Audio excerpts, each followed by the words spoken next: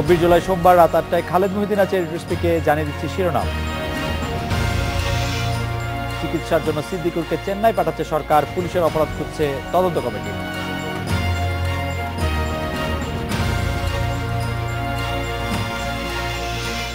ইউএনওকে সুরক্ষা না দেয় বরিশাল ও বরগুনার ডিসি প্রত্যাহার, আরো তথ্য চায় জনপ্রশ্ন।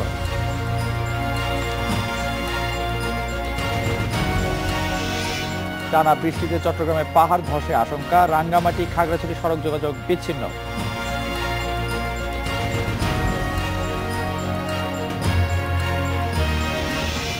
শাহবাগে পুলিশের টিয়ার শেলে আহত শিক্ষার্থী সিদ্দিকুরকে চেন্নাই পাঠাচ্ছে সরকার। দুপুরে তাকে হাসপাতালে দেখতে গিয়ে বিদেশ পাঠানোর কথা জানান সড়ক পরিবহন মন্ত্রী ওবায়দুল কাদের। এদিকে এই ঘটনায় পুলিশের অপেশাদার আচরণ ছিল কিনা তা তদন্ত করা হচ্ছে বলে জানিয়েছেন ডিএমপি কমিশনার আসাদুজ্জামান মিয়া।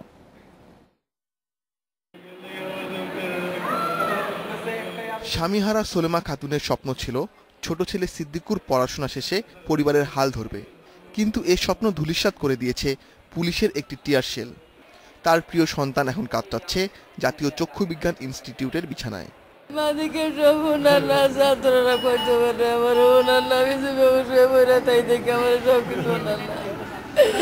আমি জানি যে চোখ নাই, এটাই জানি বাবা, আমি আর কিছু জানি না। শুরুতে আমার বাবা মারা গেছে, আমি রড মিস্ত্রি কাম করে হাতে নিয়ে আমার ভাইয়ের এই করছি। ভাই কইছে আর 2টা বছর ধৈর্য ধরো ভাই, তোমার আর কষ্ট করুন লাগতো না।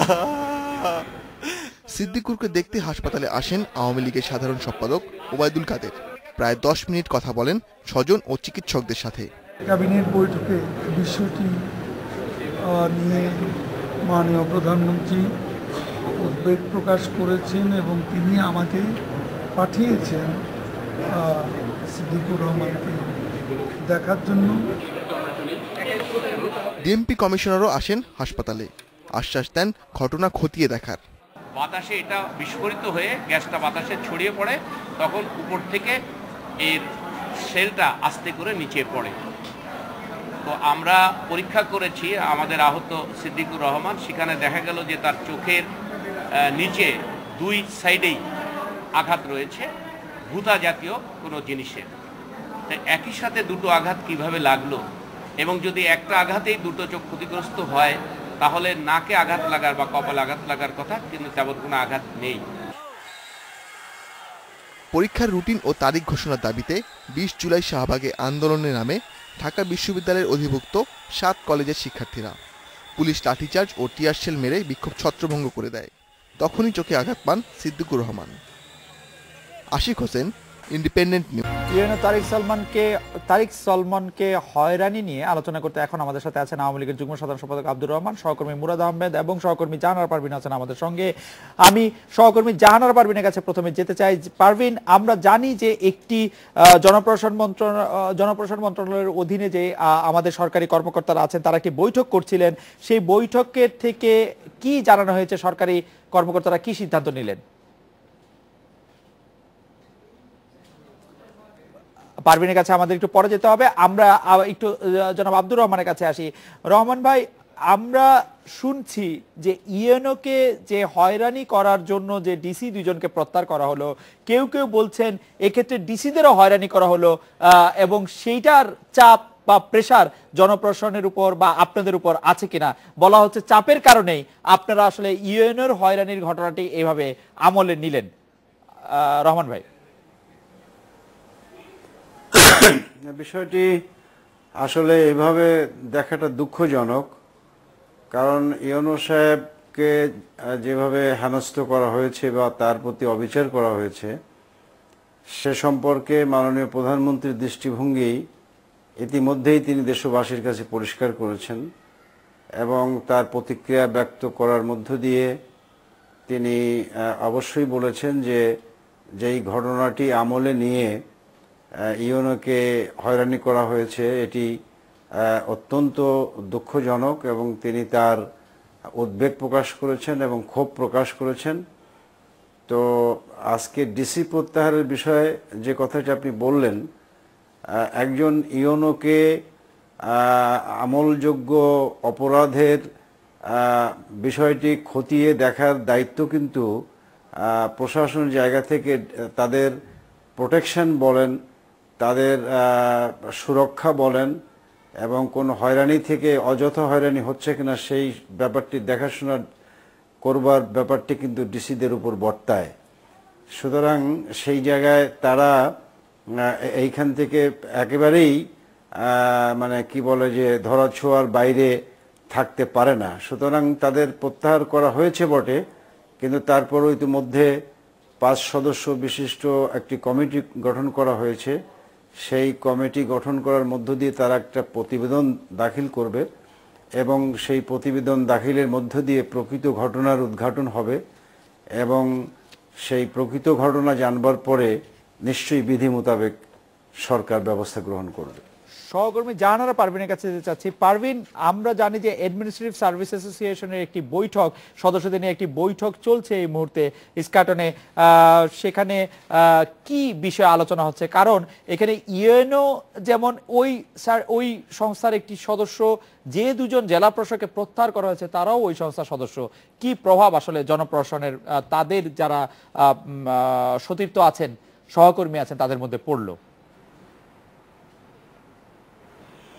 বৈঠকটি এখনো চলছে। এখানে এই সংস্থার সদস্যরা রয়েছেন এবং যতদূর জানতে পেরেছি যে বরিশাল এবং বরগুনার যে ডিসিদের প্রত্যাহার করা হয়েছে সেটা নিয়ে তারা আসলে এক ধরনের তাদের মতামত দিয়েছেন, অনেকে উদ্বিগ্ন এবং এই ঘটনাগুলো প্রশাসনে কি প্রভাব ফেলবে বা তাদের কাজের পরিবেশের ক্ষেত্রে ভবিষ্যতে কিরকম প্রভাব ফেলতে পারে সেরকম আলোচনা হয়েছে।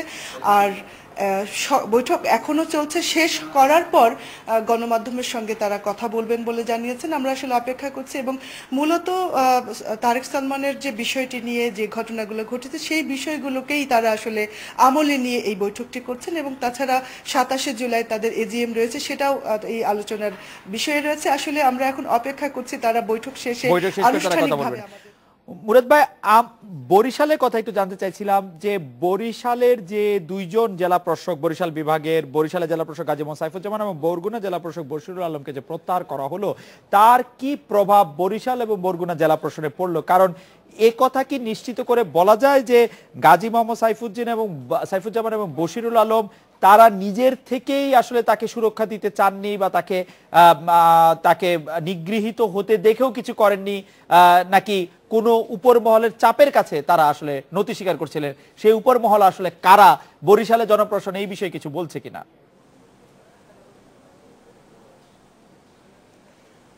ধন্যবাদ খালেদ ভাই। আসলে বরিশালে এই ঘটনাটি, এই 2 জন জেলা প্রশাসকের প্রত্যাহারের ঘটনার পরপর এমনিতে আমরা যাদের কাছ থেকে আসলে রিয়াকশনগুলো নিতে যাই তারা সবাই চুপসে গেছেন এবং তারা বলছে যে দেখি একটু বুঝে নেই তারপর দেবো। আজকে কিন্তু তারা কেউ আমাদেরকে সাক্ষাৎকার দেননি। তো একটা চাপা আতঙ্ক, এটা কিন্তু আমরা যারা সচরাচর কথা বলে থাকেন তাদের মধ্যে দেখেছি এবং পলিটিক্যাল পার্সন যারা রয়েছেন, লিডার যারা রয়েছেন, তারা ফোন ধরছেন না। যারা ফোন ধরছেন তারা রিকোয়েস্ট করছেন এই বিষয়টি নিয়ে এখন প্রশ্ন না, উত্তর পরে দেওয়া হবে। কারণ বিষয়টি যে পরবর্তীতে প্রসঙ্গ যে বলেছিলেন যে এখানে জেলা প্রশাসক দ্বয়ের মানে ইটা কি ছিল, ঘাটতিটা কোথায় ছিল, আর রাজনৈতিক চাপের কথা। রাজনৈতিক চাপ আমরা বাইরে থেকে আভাস পাচ্ছি, আমরা বাইরে থেকে যারা আমাদের সাথে কথা বলে থাকেন সচরাচর বা তাদের মধ্যে কিন্তু এই বিষয়টি আলোচনা হচ্ছে, ক্যামেরার সামনে তারা সবাই চুপ। তো রাজনৈতিক প্রভাবে যদি জেলা প্রশাসক দ্বয় কোনো রকম প্রভাবিত হয়ে থাকে, সেটা আসলে যত না বিবেচ্য তার চেয়ে বড় বিবেচ্য হলো যে একটি রাজনৈতিক দলের নেতা এবং মুরাদ ভাই, আমি যদি সেদিনের কথা একটু ফিরে আসি, যখন তারেক সালমানকে আসলে জেলে পাঠানোর বা কারাগারে পাঠানোর আদেশ দেয়া হলো, সেই মুহূর্তে তো নিশ্চয়ই তিনি বরিশালের জেলা প্রশাসক বা বরগুনার জেলা প্রশাসককে জানিয়েছিলেন। তখন বরগুনা বা বরিশালের জেলা প্রশাসক কি করেছিলেন, কি বলেছিলেন আসলে, সেটি কি আমরা জানতে পেরেছি যে তখন তারা কি বলেছিলেন? খালেদ জি খালেদ ভাই, এইখানেই হচ্ছে বিষয় যে আমি সালমানকে জিজ্ঞেস করেছিলাম যে আপনি কি একা এসেছিলেন এখানে? তিনি বলেছিলেন অনেকটা একা, আমার 2 জন সহযোগী দেয়া হয়েছিল, অথচ সবাই জানে যে তিনি আসবেন আজকে এই মামলার হাজিরা দিতে। আমি এই আমার কথাগুলোর মধ্যে আপনার উত্তর নিহিত থাকবে। দেখেন যে আমি পুলিশ কমিশনারকে বলেছিলাম যে আপনি এত বড় একটা মানে পলিটিক্যাল ভার্সেস অ্যাডমিনিস্ট্রেশন একটা মামলায় যাচ্ছে, আপনারা কেন এইটা দিলেন না, প্রোটেকশনটা দিলেন না? কারণ আমরা জানি না, না বিভাগীয় প্রশাসন, না জেলা প্রশাসন, না বরগুনা প্রশাসন, কেউই আমাদেরকে কোনো কিছু জানে না। আপনাকে ধন্যবাদ। আমরা একটা বিরতি নেব, বিরতির পর যখন ফিরবো তখন রহমান ভাই আপনার কাছ থেকে জানতে চাইবো যে অনেকেই বলছেন অ্যাডমিনিস্ট্রেটিভ সার্ভিস, পুলিশ সার্ভিস এবং যে জুডিশিয়াল সার্ভিস সেটার মধ্যে এক ধরনের ত্রিমুখী টেনশনের আভাস আমরা পাচ্ছি। দলের মধ্যে থেকে বিষয়টি মোকাবেলা করার জন্য আপনারা কি উদ্যোগ নিচ্ছেন সেটি, বা এরকম কোনো টেনশন আপনি আভাস পাচ্ছেন কিনা সেটি আমরা একটু আপনার কাছে শুনতে চাইবো। আমরা একটা বিরতি নিয়ে ফিরছি আপনাদের কাছে।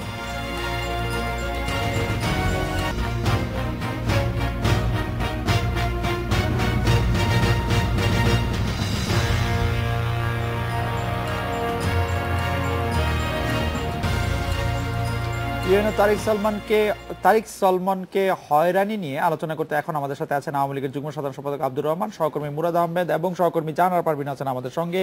আমি সহকর্মী জাহানারা পারভিনের কাছে প্রথমে যেতে চাই। পারভিন, আমরা জানি যে একটি জনপ্রশাসন মন্ত্রণালয়ের অধীনে যে আমাদের সরকারি কর্মকর্তারা আছেন তারা একটি বৈঠক করছিলেন, সেই বৈঠকের থেকে কি জানানো হয়েছে, সরকারি কর্মকর্তারা কি সিদ্ধান্ত নিলেন?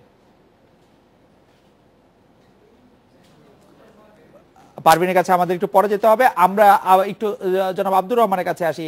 রহমান ভাই, আমরা শুনছি যে ইএনওকে যে হয়রানি করার জন্য যে ডিসি দুজনকে প্রত্যাহার করা হলো, কেউ কেউ বলছেন এক্ষেত্রে ডিসিদেরও হয়রানি করা হলো এবং সেইটার চাপ বা প্রেসার জনপ্রশাসনের উপর বা আপনাদের উপর আছে কিনা। বলা হচ্ছে চাপের কারণেই আপনারা আসলে ইএনওর হয়রানির ঘটনাটি এভাবে আমলে নিলেন। রহমান ভাই,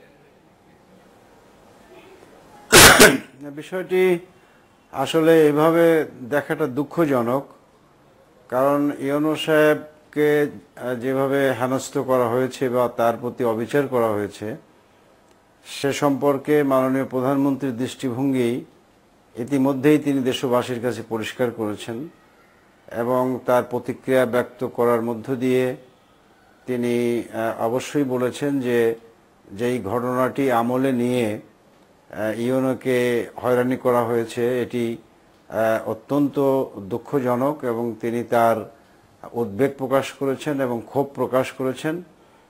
তো আজকে ডিসি প্রত্যাহারের বিষয়ে যে কথাটি আপনি বললেন, একজন ইউএনওকে আমলযোগ্য অপরাধের বিষয়টি খতিয়ে দেখার দায়িত্ব কিন্তু প্রশাসনের জায়গা থেকে তাদের প্রোটেকশন বলেন, তাদের সুরক্ষা বলেন এবং কোনো হয়রানি থেকে অযথা হয়রানি হচ্ছে কিনা সেই ব্যাপারটি দেখাশোনা করবার ব্যাপারটি কিন্তু ডিসিদের উপর বর্তায়। সুতরাং সেই জায়গায় তারা এইখান থেকে একেবারেই মানে কি বলে যে ধরাছোঁয়ার বাইরে থাকতে পারে না। সুতরাং তাদের প্রত্যাহার করা হয়েছে বটে, কিন্তু তারপরও ইতিমধ্যে 5 সদস্য বিশিষ্ট একটি কমিটি গঠন করা হয়েছে। সেই কমিটি গঠন করার মধ্য দিয়ে তারা একটা প্রতিবেদন দাখিল করবে এবং সেই প্রতিবেদন দাখিলের মধ্য দিয়ে প্রকৃত ঘটনার উদ্ঘাটন হবে এবং সেই প্রকৃত ঘটনা জানবার পরে নিশ্চয়ই বিধি মোতাবেক সরকার ব্যবস্থা গ্রহণ করবে। সহকর্মী জাহানারা পারভিনের কাছে যেতে চাচ্ছি। পারভিন, আমরা জানি যে অ্যাডমিনিস্ট্রেটিভ সার্ভিস অ্যাসোসিয়েশনের একটি বৈঠক, সদস্যদের নিয়ে একটি বৈঠক চলছে এই মুহূর্তে ইস্কাটনে। সেখানে কি বিষয়ে আলোচনা হচ্ছে? কারণ এখানে ইউএনও যেমন ওই সংস্থার একটি সদস্য, যে দুজন জেলা প্রশাসকে প্রত্যাহার করা হয়েছে তারাও ওই সংস্থার সদস্য। কি প্রভাব আসলে জনপ্রশাসনের তাদের যারা সতীর্থ আছেন, সহকর্মী আছেন তাদের মধ্যে পড়লো? বৈঠকটি এখনো চলছে। এখানে এই সংস্থার সদস্যরা রয়েছেন এবং যতদূর জানতে পেরেছি যে বরিশাল এবং বরগুনার যে ডিসিদের প্রত্যাহার করা হয়েছে সেটা নিয়ে তারা আসলে এক ধরনের তাদের মতামত দিয়েছেন, অনেকে উদ্বিগ্ন এবং এই ঘটনাগুলো প্রশাসনে কি প্রভাব ফেলবে বা তাদের কাজের পরিবেশের ক্ষেত্রে ভবিষ্যতে কীরকম প্রভাব ফেলতে পারে সেরকম আলোচনা হয়েছে।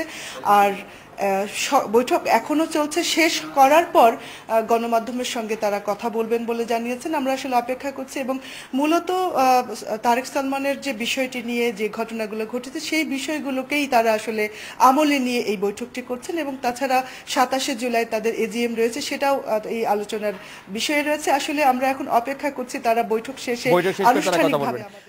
মুরাদ ভাই, বরিশালের কথা একটু জানতে চাইছিলাম যে বরিশালের যে দুইজন জেলা প্রশাসক বরিশাল বিভাগের, বরিশালের জেলা প্রশাসক গাজী মোহাম্মদ সাইফুজ্জামান এবং বরগুনা জেলা প্রশাসক বশিরুল আলমকে যে প্রত্যাহার করা হলো, তার কি প্রভাব বরিশাল এবং বরগুনা জেলা প্রশাসনে পড়লো? কারণ এ কথা কি নিশ্চিত করে বলা যায় যে গাজী মোহাম্মদ সাইফুজ্জামান এবং বশিরুল আলম তারা নিজের থেকেই আসলে তাকে সুরক্ষা দিতে চাননি বা তাকে নিগৃহীত হতে দেখেও কিছু করেননি, নাকি কোনো উপর মহলের চাপের কাছে তারা আসলে নতি স্বীকার করছিলেন? সেই উপর মহল আসলে কারা, বরিশালে জনপ্রশাসন এই বিষয়ে কিছু বলছে কিনা?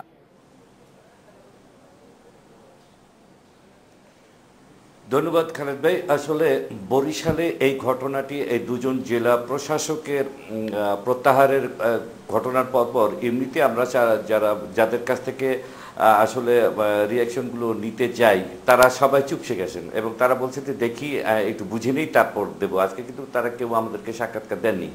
তো একটা চাপা আতঙ্ক, এটা কিন্তু আমরা যারা সচরাচর কথা বলে থাকেন তাদের মধ্যে দেখেছি এবং পলিটিক্যাল পার্সন যারা রয়েছেন, লিডার যারা রয়েছেন, তারা ফোন ধরছেন না। যারা ফোন ধরছেন তারা রিকোয়েস্ট করছেন এই বিষয়টি নিয়ে এখন প্রশ্ন না, উত্তর পরে দেওয়া হবে। কারণ বিষয়টি যে পরবর্তীতে প্রসঙ্গ যে বলেছিলেন যে এখানে জেলা প্রশাসক দ্বয়ের মানে ইটা কি ছিল, ঘাটতিটা কোথায় ছিল, আর রাজনৈতিক চাপের কথা। রাজনৈতিক চাপ আমরা বাইরে থেকে আভাস পাচ্ছি, আমরা বাইরে থেকে যারা আমাদের সাথে কথা বলে থাকেন সচরাচর বা তাদের মধ্যে কিন্তু এই বিষয়টি আলোচনা হচ্ছে, ক্যামেরার সামনে তারা সবাই চুপ।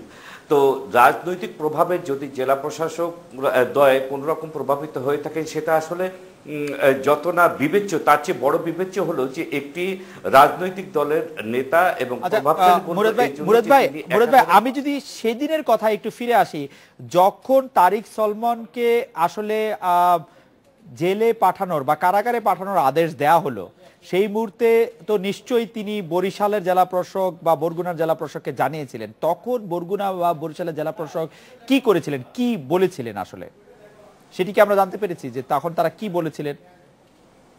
খালেদ জি খালেদ ভাই, এইখানেই হচ্ছে বিষয় যে আমি সালমানকে জিজ্ঞেস করেছিলাম যে আপনি কি একা এসেছিলেন এখানে? তিনি বলেছিলেন অনেকটা একা, আমার দুজন সহযোগী দেয়া হয়েছিল, অথচ সবাই জানে যে তিনি আসবেন আজকে এই মামলার হাজিরা দিতে। আমার কথাগুলোর মধ্যে আপনার উত্তর নিহিত থাকবে। দেখেন যে আমি পুলিশ কমিশনারকে বলেছিলাম যে আপনি এত বড় একটা মানে পলিটিক্যাল ভার্সেস অ্যাডমিনিস্ট্রেশন একটা মামলায় যাচ্ছে, আপনারা কেন এইটা দিলেন না, প্রোটেকশনটা দিলেন না? আমরা জানি না বিভাগীয় প্রশাসন, না জেলা প্রশাসন, না বরগুনা প্রশাসন, কেউই আমাদেরকে কোনো কিছু জানে না। আপনাকে ধন্যবাদ। আমরা একটা বিরতি নিব, বিরতির পর যখন ফিরবো তখন রহমান ভাই আপনার কাছ থেকে জানতে চাইবো যে অনেকেই বলছেন অ্যাডমিনিস্ট্রেটিভ সার্ভিস, পুলিশ সার্ভিস এবং যে জুডিশিয়াল সার্ভিস, সেটার মধ্যে এক ধরনের ত্রিমুখী টেনশনের আভাস আমরা পাচ্ছি। দলের মধ্যে থেকে বিষয়টি মোকাবেলা করার জন্য আপনারা কি উদ্যোগ নিচ্ছেন সেটি, বা এরকম কোনো টেনশন আপনি আভাস পাচ্ছেন কিনা সেটি আমরা একটু আপনার কাছে শুনতে চাইবো। আমরা একটা বিরতি নিয়ে ফিরছি আপনাদের কাছে। মানবাধিকার কমিশনের চেয়ারম্যান কাজী রিয়াজুল হক আছেন আমাদের সঙ্গে। জনাব কাজী রিয়াজুল হক, গত মে মাসে পুলিশ বাহিনী প্রথমবারের মতো নীতিবিধি ও পেশাগত মানদণ্ড প্রণয়ন করে, যেখানে বলা হয়েছিল কোনো অপরাধ দমনের ক্ষেত্রে পুলিশ সদস্যদের দৃঢ়তার সঙ্গে নিয়ন্ত্রিত বল প্রয়োগ করতে হবে, যে প্রযোজ্য ক্ষেত্রে যতটুকু প্রয়োজন ততটুকু বল প্রয়োগ করতে হবে। আমরা যে ফুটেজটি দেখছি সেই ফুটেজের মধ্যে আমরা কিন্তু দেখছি খুব বেশি ছাত্রছাত্রী সেখানে ছিলেন না, এবং সেই মুহূর্তে এত কাছাকাছি থেকে টিয়ার গ্যাস ছোড়াটা সেটি আসলে কতটা যৌক্তিক হয়েছে বলে আপনি মনে করেন? আমরা কিন্তু এর আগেও টিয়ার গ্যাস সংক্রান্ত একাধিক দুর্ঘটনা দেখেছি, টিয়ার শেল লাগতে দেখেছি সাধারণ মানুষের গায়ে। জনাব কাজী রিয়াজুল হক, এই বিষয়ে আপনি কি দেখছেন বিষয়টি? আমিও গিয়েছিলাম আমাদের কমিশনের মেম্বারদেরকে নিয়ে সিদ্দিকুর রহমানকে দেখতে হসপিটালে। আমরা দেখলাম সিদ্দিকুর রহমানের চোখে এবং চোখের নিচে প্রচণ্ডভাবে বেগে একটা আঘাত এসেছে, যে আঘাতের ফলশ্রুতিতে ডাক্তারদের সঙ্গে আলাপ করে যেটা বোঝা গেল যে তার চোখের অবস্থা অত্যন্ত ভয়ানক। একটা চোখ তো থেকে কিছুটা সে দেখতে পাচ্ছে বলে ডাক্তার বললো, একটা পজিটিভ সিগন্যাল আমরা পেলাম। তো আমার কাছে যেটা মনে হয়েছে যে আঘাতটা, এবং ওদের সাথে কথা বলে যেটা মনে হয়েছে আঘাতটা খুব কাছের থেকে করা হয়েছে, খুব ক্লোজ থেকে ডিস্টেন্স থেকে করা হয়েছে, যেটা এবং সেটা ওরা সবাই বলছে যেটা টিয়ার শেল। তো এত কাছের থেকে টিয়ার শেল নিক্ষেপ করাটা, এটা কোনো ক্রমে এই পুলিশের পক্ষ থেকে এটা গ্রহণ করা যায় না, যেটা করা হয়েছে এটা কোনো ক্রমে গ্রহণ করা যায় না। তো আপনি যেটা বললেন যে আমরা সবাই প্রত্যাশা করব যে প্রত্যেকটা ক্ষেত্রে সরকারের কোনো ক্ষেত্রে হয়তো প্রয়োজন হতে পারে তাদেরকে এক জায়গায় একত্রে জড়ো হয়েছে সেখান থেকে তাদেরকে সরিয়ে দেয়া, তো তার জন্য যে বিধিবিধান আছে সেটা প্রকৃতভাবে পালন করা উচিত। এক্ষেত্রে সেটা সঠিকভাবে পালিত হয়েছে বলে কোনো ক্রমেই মনে হচ্ছে না। তো এই বিষয়টা আমি যেটা মনে করি ব্যক্তিগতভাবে, বিষয়টাকে তদন্ত করার জন্য পুলিশ দায়িত্ব নিয়েছে, এটাকে তদন্ত আরো কঠিনভাবে এটাকে খতিয়ে দেখতে হবে যে দেশ যখন একটা ভালো দিকে এগিয়ে যাচ্ছিল, আমরা সব দিকে আমরা উন্নতির দিকে এগিয়ে যাচ্ছিলাম, ঠিক তেমনি মুহূর্তে একটা স্থিতিশীল পরিস্থিতিকে, অত্যন্ত স্থিতিশীল পরিস্থিতির মধ্যে বর্তমান সময় আমরা যাচ্ছি, এই স্থিতিশীল পরিস্থিতিকে অস্থিতিশীল করার জন্য এর পিছনে কোনো ষড়যন্ত্র আছে কিনা, এর পিছনে কোনো কিছু আছে কিনা আমি জানি না। তো এই বিষয়টাও আমাদেরকে খতিয়ে দেখতে হবে যে হঠাৎ করে একটা পুলিশ কেন এতটা উৎসাহিত হয়ে এত কাছের থেকে সিদ্দিকুর রহমানের চোখে আঘাত করার জন্য এই প্রচেষ্টাটা নেওয়া হলো। আর সিদ্দিকুর রহমান কিন্তু ওখানে খুব একটা, ওখানে পরিবেশটাই তেমন ভায়োলেন্ট ছিল না। আর সিদ্দিকুর রহমানকে দেখে তার কথাবার্তা শুনে এবং তার পারিবারিক বিষয়গুলো জেনেও যখন দেখলাম একটা দরিদ্র পরিবারের সন্তান, কষ্ট করে লেখাপড়া শিখছে, সবসময় সে মনে করে যে আমি একটা বিসিএস অফিসার হব, আমার ফ্যামিলিকে আমি এই সেবা দেব, তো এই জাতীয় মন মানসিকতা নিয়ে যারা এসেছে তারা কখনো ভায়োলেন্ট হওয়াটা এটা মানে হওয়াটাই অস্বাভাবিক। তো সেই ক্ষেত্রে কেন করা হলো সেটা আমার মনে খতিয়ে দেখতে হবে যে এটাকে সরকারের ভাবমূর্তি নষ্ট করার জন্য, পুলিশ বাহিনীর ভাবমূর্তি নষ্ট করার জন্য এটা করা হলো কিনা, এটা পুলিশ বাহিনী সঠিকভাবে তদন্ত করবে এবং প্রকৃত যাভাবে যে দোষী তাকে চিহ্নিত করা খুব একটা কঠিন ব্যাপার না, তাকে চিহ্নিত করে তাকে শাস্তি দিতে হবে এবং শাস্তিটা দৃশ্যমান হতে হবে। আর এই প্রসঙ্গে আমি আরেকটি কথা বলে যাই, সেটি হচ্ছে যে এই যে 7টি আমাদের এলিট মহাবিদ্যালয় বা রয়েছে, যে তাদেরকে বিশ্ববিদ্যালয়ের সাথে ঢাকা বিশ্ববিদ্যালয়ের মতো একটা স্বনামধন্য প্রতিষ্ঠানে অ্যাফিলিয়েটেড করা হচ্ছে, তারা সবাই এ ব্যাপারে খুব উৎসাহিত, কিন্তু সেখানেও একটা দীর্ঘসূত্রতার সৃষ্টি হয়েছে এবং এই ছেলেগুলো দেখছে তাদের চোখের সামনে ন্যাশনাল ইউনিভার্সিটির ছেলেরা তাদের চোখের সামনে পাশ করে যাচ্ছে, তারা চাকরি থেকে বঞ্চিত হবে। অতএব তারা যেটা দাবি নিয়ে এসেছিল সে দাবির পিছনে কিন্তু তাদের একটা যুক্তি ছিল, তারা চায় যে আমাদের পরীক্ষা নেওয়া হোক, পরীক্ষা দেওয়ার দাবিতে তারা এসেছিল, তারা কিন্তু পরীক্ষা পিছনের দাবিতে এসেছিল না। তো সেখানে একটা ঘটনা ঘটলো, এরকম একটা দুঃখজনক ঘটনা ঘটলো, এত কঠিন ঘটনা ঘটলো। তো যদিও সেই ঘটনাটা পরবর্তীকালে মাননীয় প্রধানমন্ত্রী এটাকে অত্যন্ত গুরুত্বের সাথে নিয়েছেন এবং তিনি তাকে ভারতে চিকিৎসা করে সর্বোত্তম চিকিৎসার সেবার তিনি আশ্বস্ত করেছেন। আমি হসপিটাল কর্তৃপক্ষের সাথে আলাপ করে জানতে পারলাম যে আগামীকালই তাকে নিয়ে যাওয়া হবে, ভারতে নিয়ে যাওয়া হবে, চেন্নাইতে হয়তো তার ট্রিটমেন্ট হবে। তবে এই যে সেই সাথে সাথে আমি আরো ওখানে জানতে পারলাম যে 1200 ছেলেমেয়ের বিরুদ্ধে একটা অজ্ঞাত বলে 1200 ছেলেমেয়ের বিরুদ্ধে একটা মামলা যায়। এখন আমাদের আরেকটা আশঙ্কা হয়েছে, এখন আবার এই মামলার জন্য আবার এই সাধারণ ছেলে মেয়েদেরকে যেন আবার ভোগান্তির শিকার হতে না হয়, তারা এখন একটা আতঙ্কের মধ্যে বিরাজ করছে। অর্থাৎ এই যে মামলাটা ঢালাওভাবে 1200 ছেলের নামে মামলা দেয়া, এই যে কালচারটা, এই কালচারটার মধ্যে আমাদের বন্ধ হওয়া উচিত, যাতে ভবিষ্যতে যেন ছেলেরা একটা আতঙ্কের মধ্যে না থাকে। তো সেই বিষয়ে কাজী রিয়াজুল হক, আপনি কি মনে করছেন যে সেই 1200 যে নামহীন যে 1200 ছেলে মেয়ের বিরুদ্ধে মামলা দেওয়া হয়েছে তাকে আপনি প্রত্যাহার হোক সেটি চাচ্ছেন? ডেফিনেটলি আমি সেটাই চাইবো যে 1200 ছেলে মেয়ে এখানে এমন কোনো ঘটনা ঘটায়নি আমাদের জানা মতে, পুলিশ সেটা তদন্ত করে দেখতে পারে, যার জন্য 1200 ছেলে মেয়ের বিরুদ্ধে এইভাবে মামলা দিতে হবে। তারা তো একটা যৌক্তিক দাবি নিয়ে এসেছিল, তাদের যৌক্তিক দাবি উত্থাপিত না কিভাবে হয়েছে আমি জানি না, আমি তো ঘটনাস্থানে ছিলাম না, কিন্তু আমাদেরকে ঢাকা বিশ্ববিদ্যালয়ে তারা মানে জাতীয় বিশ্ববিদ্যালয়ের মধ্যে থেকেও তারা এখন পরীক্ষা দিতে পারছে না, তারা ঢাকা বিশ্ববিদ্যালয় থেকে পরীক্ষা দিতে পারছে না। তো তাদের জুনিয়ররা তারা তাদের পরীক্ষা, তাদের ব্যাচমেটও তারা পরীক্ষা দিয়ে চলে যাচ্ছে। তারা জীবনে প্রত্যেকের বয়সের ব্যাপার আছে, তারা আগামীতে একটা চাকরির স্বপ্ন দেখছে, সেই স্বপ্ন হয়তো বয়সের কারণে তারা বার্ড হয়ে গেল। এই রেসপন্সিবিলিটিটা কে নেবে? তো এমনি একটি ঘটনার জন্য তারা এসেছিল, সেখানে 1200 ছেলে মেয়েকে, একজনের তো চোখের অবস্থা খুব করুণ, আরো 1200 ছেলে মেয়েকে একটা অনিশ্চয়তার ভিতরে রাখা হয়েছে। এই বিষয়টা আমার মনে হয় এ ব্যাপারেও আমি আশা করি সরকারের পক্ষ থেকে একটা নির্দেশনা আসবে, যাতে কোনো মানুষ যেন অহেতুক হয়রানির শিকার না হয়, কোনো ছাত্র যেন অহেতুক হয়রানির শিকার না হয়। জনাব কাজী রিয়াজুল হক, আপনাকে অনেক ধন্যবাদ। শুনছিলেন মানবাধিকার কমিশনের চেয়ারম্যান জনাব কাজী রিয়াজুল হক। স্পিকে একটি বিরতি নিচ্ছি।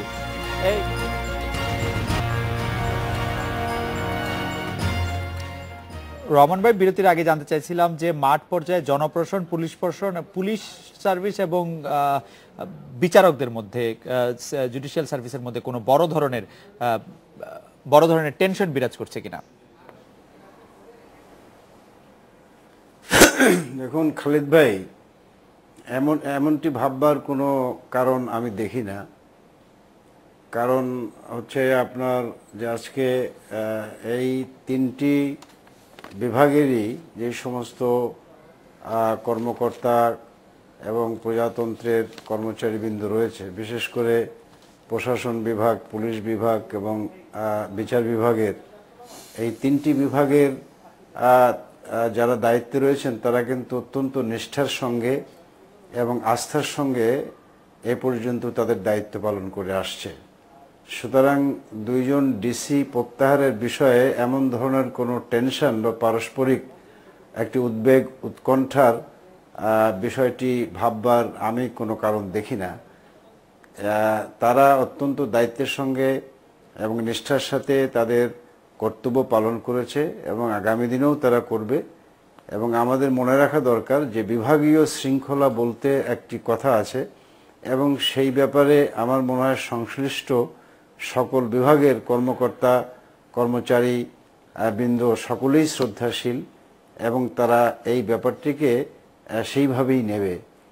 তাছাড়া মাননীয় প্রধানমন্ত্রী আজকে, আপনি এই দুইজন ডিসি প্রত্যাহারের ব্যাপারে যে টেনশনের কথা বলছেন, একজন ইওনো অহেতুক অকারণে তিনি লাঞ্ছিত হবেন বা হয়রানির শিকার হবেন, এই ব্যাপারটিও কিন্তু কারোর কাছেই কাম্য না।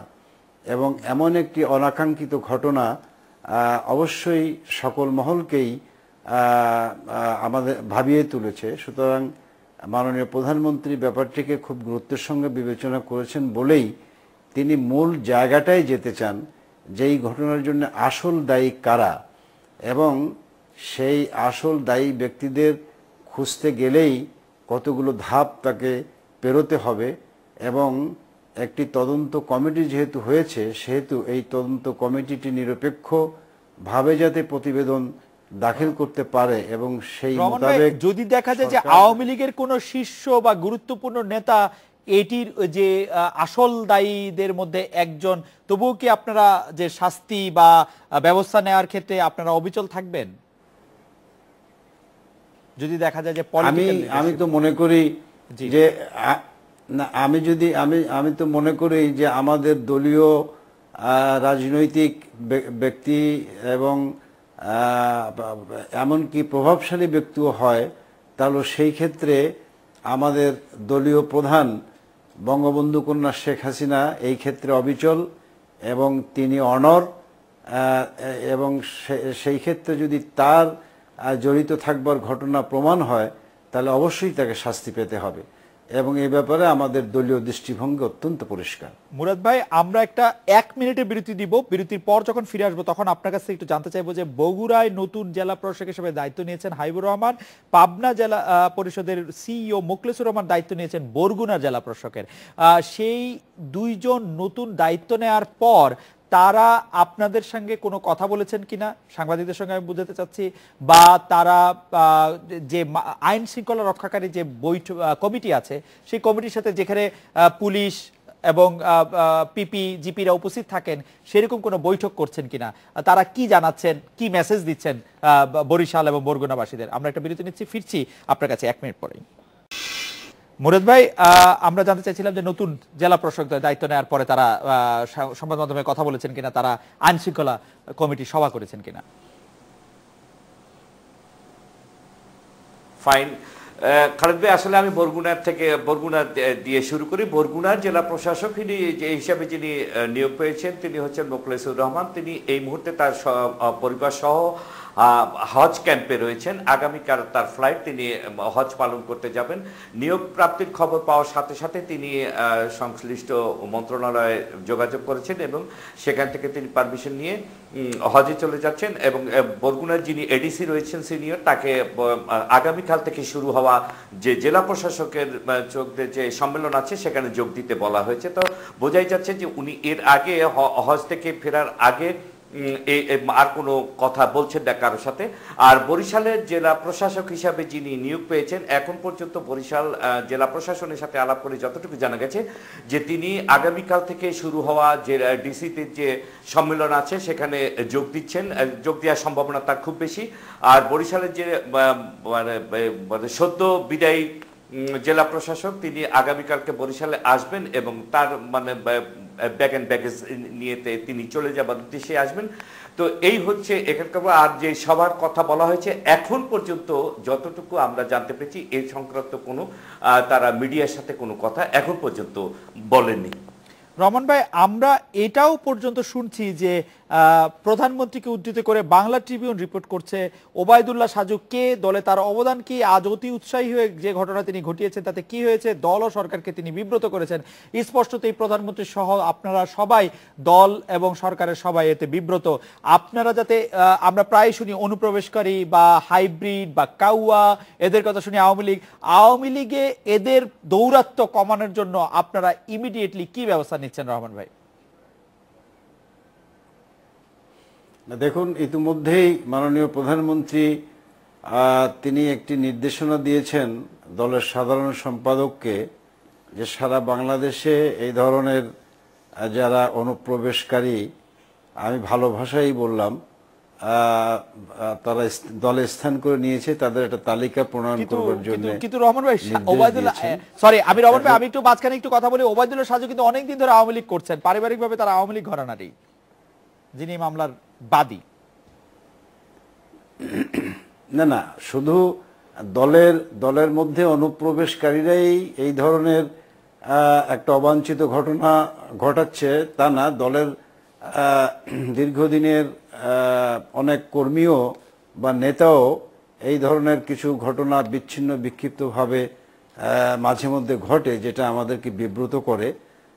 তেমন একটি বিব্রতকর ঘটনাই ইতিমধ্যে ঘটলো এবং যে জন্য আমরা কেবলমাত্র দুঃখই প্রকাশ করি না, আমরা অত্যন্ত অনুতপ্ত এবং আমরা দৃঢ় প্রতিজ্ঞ যে আমাদের দলের সে যে নেতাই হোক তার বিরুদ্ধে এই ব্যবস্থা আমরা গ্রহণ করব এবং মাননীয় প্রধানমন্ত্রী এই ব্যাপারে তিনি অনড় এবং তিনি এ ব্যাপারে তার দৃষ্টিভঙ্গি ইতিমধ্যেই পরিষ্কার করেছেন। জনাব আব্দুর রহমান, আপনাকে অনেক ধন্যবাদ। মুরাদ আহমেদ, আপনাকে অনেক ধন্যবাদ। এই স্পিকে একটি বিরতি নিচ্ছি।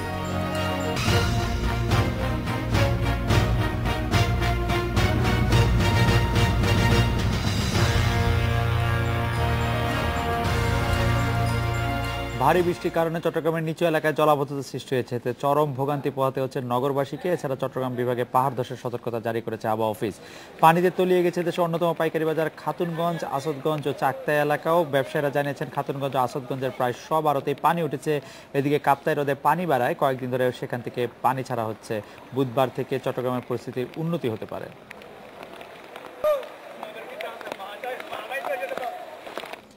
প্রবল বৃষ্টিতে বান্দরবনের রুমায় রোববার পাহাড় ধসের ঘটনায় নিখোঁজ 4 জনকে এখনো পাওয়া যায়নি। এদিকে সড়ক ধসে যাওয়ায় রাঙামাটি খাগড়াছড়ি সড়ক যোগাযোগ বিচ্ছিন্ন হয়েছে। এসব নিয়ে কথা বলতে আমাদের সাথে এখন আছেন সহকর্মী ইফতেখার ফয়সাল ও জসিম মজুমদার আছেন খাগড়াছড়ি থেকে। ইফতেখার ফয়সাল চট্টগ্রাম থেকে আছেন। ইফতেখার, আমরা দেখতে পাচ্ছি যে যেটা চট্টগ্রামের মূল বাণিজ্যিক এলাকা খাতুনগঞ্জ, আসাদগঞ্জ, সেসব জায়গায় পানি জমেছে এবং আড়তগুলি একরকম অকার্যকর হয়ে পড়েছে। তার কি প্রভাব বাজারে পড়েছে, চট্টগ্রামের বাজারে? চট্টগ্রামের বাজারে বলতে আসলে খুচরা যে বিক্রেতারা আছে তারা প্রতিদিনই আসলে খাতুনগঞ্জে গিয়ে অনেকটাই তাদের পাইকারি বাজারগুলো করে থাকে। তো সুতরাং অনেকেই তাদের যে পরিমাণ পর্যাপ্ত পণ্য কিনে নেওয়ার কথা সেভাবে কিনতে পারেননি। তবে একদম যে পুরোপুরি বাজার যে অচল হয়ে গেছে এমনটা বলা যায় না, কারণ অনেক দোকানে পানি ঢুকলেও তারা কিন্তু বেচা কেনা স্বাভাবিক হয়ে গেছেন, কিন্তু তাদের নিত্যদিনের যে বেচা কেনা সেই বেচা কেনায় প্রভাব পড়েছে। আমরা গতকালও একই অবস্থা হয়েছিল, আমরা আজকেও একই অবস্থা দেখতে পেয়েছি। এবং খাতুনগঞ্জ ট্রেড অ্যাসোসিয়েশনের একজন সাধারণ সম্পাদক সগির হোসেনের সঙ্গে কথা বলেছিলাম, তিনি আমাদেরকে জানিয়েছেন প্রতিদিন গড়ে প্রায় 100 কোটি টাকার কাছাকাছি তাদেরকে ক্ষতির শিকার হতে হচ্ছে বলে তারা আমাদেরকে জানিয়েছেন। এবং সেখানকার ব্যবসায়ীরা আমাদেরকে যেই কথাটি বলছেন সেটি হচ্ছে 1991 সালে যখন প্রবল ঘূর্ণিঝড় হয়েছিল তখনও কিন্তু প্রবল জলোচ্ছ্বাসের মধ্যে তারা চাকতাই খাতুনগঞ্জে পানি উঠতে দেখেননি, কিন্তু এখন কিন্তু প্রতিনিয়ত বৃষ্টি তো আছেই, পাশাপাশি জোয়ারের পানি তো তাদেরকে যে ব্যবসা প্রতিষ্ঠানে পানি ঢুকছে বলে তারা আমাদেরকে জানিয়েছেন।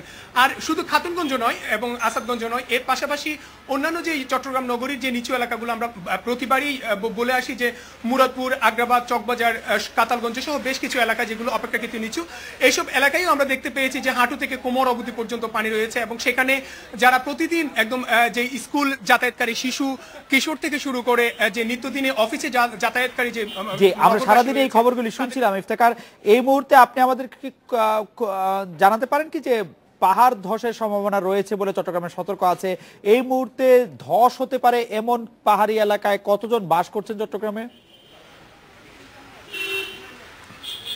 আসলে কতজন যদি আমরা বলি সেই ক্ষেত্রে জেলা প্রশাসনের যে তথ্য রয়েছে তারা 666টি পরিবারের কথা বলে থাকে, অর্থাৎ 28টি পাহাড়ে তারা অবস্থান করে। এর কিন্তু আমরা যে আমাদের অভিজ্ঞতা থেকে যেটা দেখেছি, যেমন কিছুদিন আগে চট্টগ্রামের সলিমপুরে পাহাড় ধসের ঘটনা ঘটেছে, কিন্তু সেই যে পাহাড়টি ধসে পড়েছে সেটি চট্টগ্রাম জেলা প্রশাসনের যে পাহাড় ব্যবস্থাপনা কমিটি তাদের ঝুঁকিপূর্ণ পাহাড়ের তালিকায় ছিল না। সুতরাং তাদের যে হিসাবটিকে পুরোপুরি মেনে নেওয়া যায় না। আমরা মোটামুটিভাবে যদি একটি যে বেসরকারি হিসাবের কথা বলি সেখানে অন্তত লক্ষাধিক মানুষের কথা আমরা বলতে পারি যে তারা ঝুঁকিপূর্ণ অবস্থায় বসবাস করছে। লক্ষাধিক মানুষ ঝুঁকির মধ্যে রয়েছে। আপনাকে অনেক ধন্যবাদ ইফতেখার ফসল। আমি একটু জসিম মজুমদারের কাছে যেতে চাই খাগড়াছড়িতে। জসিম, খাগড়াছড়িতে রাঙামাটি খাগড়াছড়ি সড়ক যোগাযোগ বিচ্ছিন্ন রয়েছে বলে আমরা আজকে জেনেছি, আপনাদের মাধ্যমে জানছি নিত্য প্রয়োজনীয় জিনিস এলাকাবাসী কিভাবে সংগ্রহ করছে। খাগড়াছড়িতে পাহাড় ধসের ঝুঁকিতে এই মুহূর্তে কোনো কেউ অবস্থান করছেন কিনা? জসিম। জি, আসলে গত 3 দিনের প্রবল বর্ষণ ও পাহাড়ি ঢলে জেলার বিভিন্ন নিম্নাঞ্চল যেমন প্লাবিত হয়েছে, তেমনি নদী ভাঙনের শিকার হয়েছেন 8 পরিবার। এছাড়া পাহাড় ধসের ছোটখাটো 2-1টি ঘটনা ঘটলেও উল্লেখযোগ্য কোনো ক্ষয়ক্ষতি হয়নি। যোগাযোগ ব্যবস্থাও সচল আছে। আমি কথা বলেছিলাম খাগড়াছড়ি জেলা পরিবহন মালিক সমিতির সাধারণ সম্পাদক SM শফির সাথে। তিনি আমাকে জানিয়েছেন শুধুমাত্র রাঙ্গামাটি জেলার সাথে খাগড়াছড়ি জেলার সড়ক যোগাযোগ বন্ধ আছে, কারণ কিছুদিন আগে যে পাহাড় ধসের ঘটনা ঘটেছিল রাঙ্গামাটিতে, সেই পাহাড়টি কোনো রকমের সংস্কার করে হালকা যানবাহন চলার উপযোগী করা হয়েছিল, কিন্তু গত 3 দিনের বর্ষণের কারণে এই রাস্তাটি আবারও ঝুঁকিপূর্ণ থাকায় এই মুহূর্তে খাগড়াছড়ির সাথে শুধু রাঙ্গামাটি সড়ক যোগাযোগটি বিচ্ছিন্ন আছে। অন্যদিকে খাগড়াছড়ি চট্টগ্রাম, খাগড়াছড়ি ঢাকা এবং জেলার সাথে উপজেলা সদরের সকল আভ্যন্তরীণ সড়কে কিন্তু যোগাযোগ সচল রয়েছে। জসিম, আপনাকে ধন্যবাদ। আমি একটু জনাব ইফতেখার ফসল আপনাকে যেতে চাই। ইফতেখার, যেহেতু ঝুঁকিপূর্ণ স্থানে মানুষের বসবাসের সংখ্যা লক্ষাধিকও হতে পারে বলে আপনি মনে করছেন, প্রশাসন কি তাদেরকে সরিয়ে নেওয়ার কোনো কথা বলছেন কিনা? যারা ওখানে বাস করছেন তারা প্রশাসনের কথা শুনছেন কিনা? আসলে প্রতিবারই আমরা বলি যে পাহাড় ধসের পরে প্রশাসনের কিছু তৎপরতা দেখা যায়, কিন্তু সারা বছরই তাদের তেমন কোনো তৎপরতা লক্ষ্য করা যায় না। যেমন আজকে যে বৃষ্টিপাতের পরিমাণ যদি আমরা বলি যে আমি যে বিকাল 3টায় যখন খবর নিচ্ছিলাম তখন 200.3 মিলিমিটার বৃষ্টিপাত হয়েছে। তাহলে এই যে এত বিপুল পরিমাণ বৃষ্টিপাতের পরেও কিন্তু আমরা যে চট্টগ্রাম জেলা প্রশাসনের কোনো ধরনের তৎপরতা কিন্তু লক্ষ্য করিনি। তবে তারা এর আগে আমরা দেখেছি মতিঝর্ণা এলাকায় তারা যে বিদ্যুৎ সংযোগ বিচ্ছিন্ন করেছিল এবং সলিমপুর এলাকা যেই পাহাড়গুলোর কথা বলা হচ্ছে সেখানেও কিন্তু বিদ্যুৎ সংযোগ বিচ্ছিন্ন করে তারা চেয়েছিল তারা সেখান থেকে যাতে পাহাড়ে যেসব বসতি আছে তাদেরকে সরিয়ে নেওয়া যায়, কিন্তু বাস্তবতা হচ্ছে তাদেরকে সেখান থেকে সরানো যায়নি, বরঞ্চ তাদের আন্দোলন এবং আন্দোলনের মুখে সেখানে পুনরায় বিদ্যুৎ সংযোগ চালু হওয়ার খবর আমরা পেয়েছি। তো পাহাড় এইসব বিষয়ে আমরা চট্টগ্রাম জেলা প্রশাসকের সঙ্গে বেশ কয়েকবার কথা হয়েছে। তিনি বলছিলেন যে আসলে যেসব পাহাড়ে যারা বসবাস করে তারা সম্পূর্ণ অবৈধভাবে বসবাস করে, তারা কারো কথাই হয়তো শুনেন না। ইফতেখার ফসল, আপনাকে অনেক ধন্যবাদ। এই ছিল আজকের রেডিও স্পিকার।